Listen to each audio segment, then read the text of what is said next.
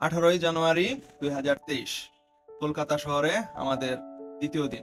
বস্তুত ভারত সফরেই আমাদের দ্বিতীয় দিন। তো গতকালকে প্রচন্ড টায়ার্ড ছিলাম, এই জন্য রাতে শুধু খাওয়া দাওয়া করে একটা ঘুম দিছি। একদম সকালবেলা ঘুম ভাঙছে। এরপর ঘুম থেকে উঠেই কলকাতা সকাল, আমরা যাচ্ছি নাস্তা করতে গরিবে নেওয়াজ রেস্টুরেন্টে। নাস্তা করব, পেট ভরে নাস্তা। অলরেডি একটা কচি ড্রপ সেবন পান করেছি, অত্যাধিক সুমিষ্ট পানীয়।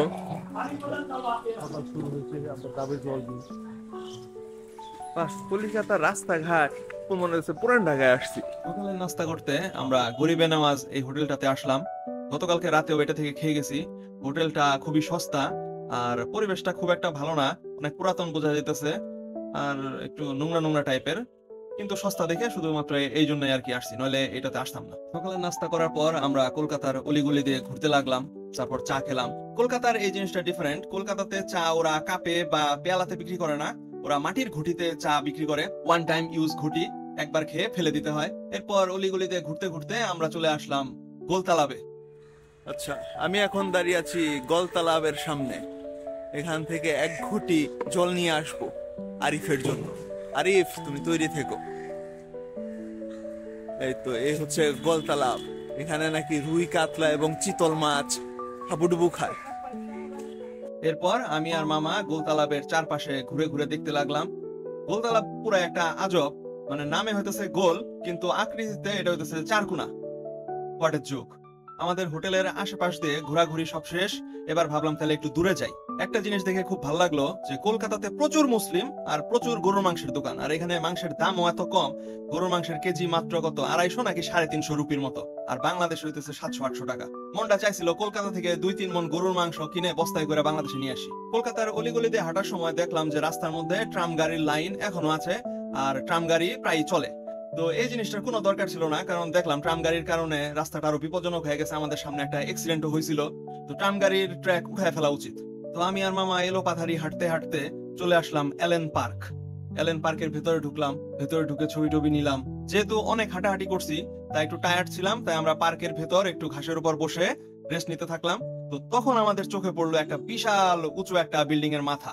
দূর থেকে দেখা যাচ্ছে, মানে পার্কে থেকেই আমরা বসে দেখতেছি দূরে একটা বিশাল উঁচু একটা বিল্ডিং। আমরা খুঁজতে লাগলাম এটা কোন বিল্ডিং আর এটা কোথায়। তো আমরা ম্যাপ দেখে হাঁটতে থাকলাম। তো এলেন পার্ক থেকে বের হয়ে 10-15 মিনিটের মতো হেঁটে হেঁটে আমরা এই বিল্ডিং এর কাছে চলে আসলাম। আমরা জানতে পারলাম এই বিল্ডিং এর নাম হচ্ছে দি 42। কিন্তু মজার ব্যাপার হচ্ছে এটা অ্যাকচুয়ালি 42 তলা না, এটা হচ্ছে 65 তলা একটা বিল্ডিং। আচ্ছা, আমি এখন আছি কলকাতার দি 42 টাওয়ারের সামনে। এটা হচ্ছে কলকাতার সব থেকে উচ্চতম বিল্ডিং। শুনলাম 60 তলা, আসলে কত তলা জানি না। এই তো দি 42, নাম শুনে তো মনে হচ্ছে 42 তলা। আমি আর মামা 42-র ভেতরে ঢোকার একটা অপচেষ্টা করছিলাম, ভাবছিলাম এখানে মনে হয় ঘুরে বেড়ানো যাবে, কিন্তু গেটে থেকে আমাদেরকে সিকিউরিটি গার্ড একদম দূর দূর করে তাড়িয়ে দেয়। পরে সেই দুঃখে আমরা 42-র পাশেই রাস্তার পাশে একটা টঙে বসে কতক্ষণ চা খেয়ে সেই দুঃখটা উদযাপন করি আর নাম দেই দি 42 দুঃখ বিলাস।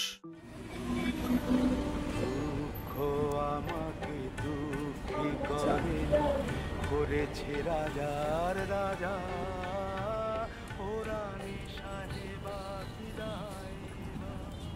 দুঃখ বিলাসটা শেষ করে আমি আর মামা আবার পথ চলা শুরু করলাম। প্রতিনিয়ত তো আমি ম্যাপে দেখতেছি যে আশেপাশে কি আছে। তো দেখলাম কাছেই আছে ভিক্টোরিয়া মেমোরিয়াল। তো মামাকে বললাম, তো মামাও রাজি হয়ে গেল। তো আমাদের পরবর্তী গন্তব্য ঠিক করলাম ভিক্টোরিয়া মেমোরিয়াল। এখন সেই উদ্দেশ্যে পা বাড়াচ্ছি। আমি আর মামা পুরো কলকাতা শহর পায়ে হেঁটে জয় করার উদ্দেশ্যে বেরিয়ে পড়েছি। কলকাতার একটা জিনিস ভালো লাগলো, কলকাতার রাস্তায় কোথাও কোনো ময়লা টয়লা নাই, একদম ধুলাবালি মুক্ত। আর ঢাকা শহরের রাস্তায় উফ এত যানজট আর ধুলাবালি, কিন্তু কলকাতাতে কোথাও যানজট আর ধুলাবালি কিচ্ছু নাই। তো ফাইনালি আমি আর মামা আমরা আসলাম ভিক্টোরিয়া মেমোরিয়ালের সামনে। এসে আমরা ছবি টবি তুললাম। দেখলাম এখানে অনেক মানুষ আসছে বেড়াইতে ঘুরতে। তো ভিতরে ঢুকা যায়, ঢুকতে আর কি টিকিট কেটে ভিতরে ঢুকতে হয়। তো পরে ভাবছিলাম যে ঢুকবো কিনা, পরে আলটিমেটলি দুজন শুধু আর কি বাইরে থেকেই ছবি টবি তুলে চলে গেলাম, ভেতরে আর ঢুকলাম না। কারণ আমাদের যেহেতু আজকে একদিনই কলকাতাতে শুধুমাত্র থাকবো, তো অনেক কিছু ঘুরে দেখার বাকি। তো এইখানে খামাখা টাকা খরচ করে ভিতরে ঢুকে, ভিতরে তো আর তেমন কিছু নাই, একটা মিউজিয়াম মনে হয়।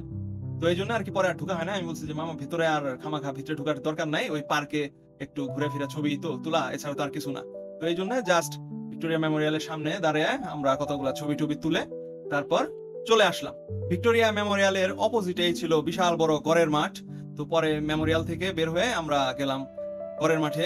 সেখানে এত বিশাল বড় খোলা উদ্যান দেখে তো মানে কতক্ষণ পাগলের মতো শুধু দৌড়াইলাম, ছবি টবি তুললাম, খুব মজা পাইলাম যে বাহ এত বড় মাঠ, বিশাল। গড়ের মাঠের নাম আমি আগে শুনছিলাম, কিন্তু এটা যে এত বিশাল হবে সেটা চিন্তা করি নাই। আমি আছি এখন ভিক্টোরিয়া পার্কের জাস্ট অপোজিটে। এটা আরেকটা পার্ক, ওই যে পিছনে দি 42 টাওয়ার। এই জায়গাটা একদম সোহরাওয়ার্দী উদ্যানের মতো লাগতেছে। বিশাল বড় মাঠ, এখান থেকে অনেক ঘোড়া আর হচ্ছে এই তো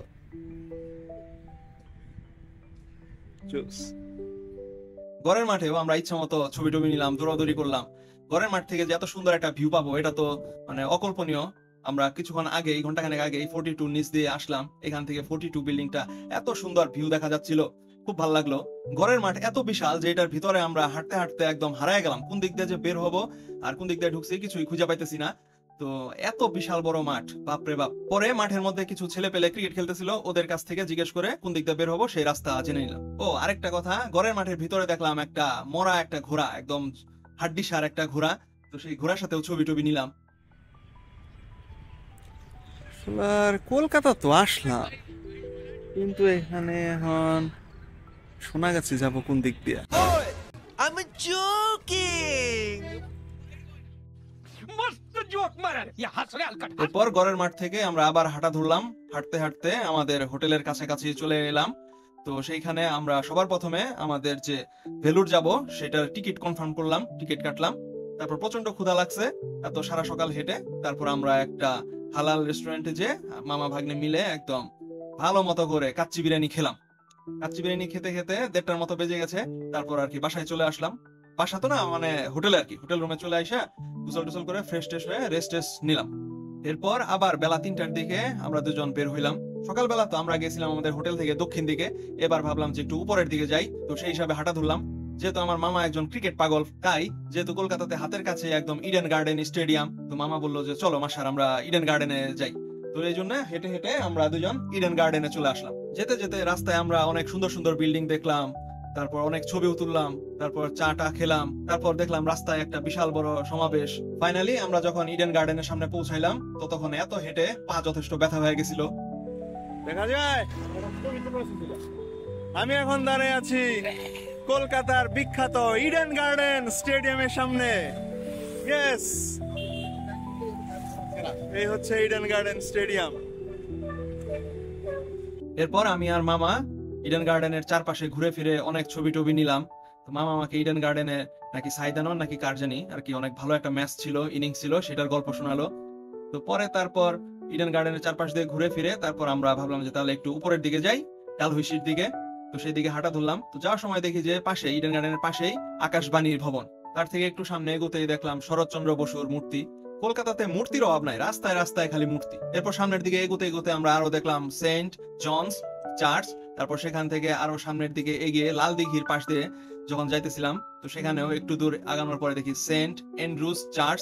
মানে চার্চের অভাব নাই, এত চার্চ কলকাতাতে। এভাবে হাঁটতে হাঁটতে প্রায় যখন 4:45 বাজে, তখন একদম টায়ার্ড, আর হাঁটতে পারতেছি না। পরে মামাকে বললাম মামা চলেন ফিরি। পরে একটা বাসে করে আমরা আবার তালতলাতে ফেরত আসলাম। তালতলাতে এত মিষ্টির দোকান দেখে আমরা লোভ রাখতে পারলাম না। পরে আমি আর মামা আমরা মিষ্টি আর জিলাপি খেলাম। এরপর হাঁটতে হাঁটতে আমরা গেলাম নিউ মার্কেটের দিকে। ঘড়িতে তখন 5:30 বাজে, যেহেতু জানুয়ারি মাস, 5:30টার মধ্যে অন্ধকার ঘনায় আসতেছে। নিউ মার্কেট এরিয়াটাও যথেষ্ট বড় একটা জায়গা, এটার ভিতর দিয়েও ঘুরতে ঘুরতে আমরা হারায় গেলাম। এরপর মামা নিউ মার্কেট থেকে পিচ্চিদের জন্য চকলেট টকলেট কিনলো। এরপর আমরা এক ফলালার কাছ থেকে 2 বাটি ফল টল খেয়ে তারপর হোটেলের উদ্দেশ্যে হাঁটা দিলাম। 6:30টার দিকে আমরা হোটেলে পৌঁছে গেলাম। সেই দুপুর থেকে এখন পর্যন্ত এত হাঁটছি যে হাত পা একদম ব্যথা হয়ে গেছে, এই জন্য কয়েক ঘন্টা রেস্ট নিলাম।